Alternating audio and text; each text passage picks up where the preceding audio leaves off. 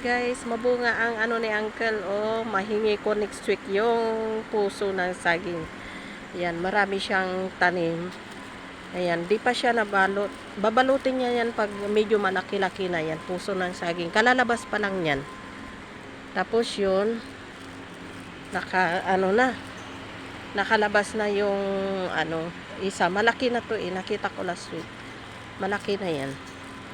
Malaki na. Tapos may sako na rin. Yun hindi pa masyadong nakalabas. Pero pwede na makuha yung puso ng saging. Ayan. Tapos tigyan natin yung papaya. Ayan. Kinabura na yung mga niya oh. Yun may pwede nang maharbis yan basta kinulong ni Uncle na sako.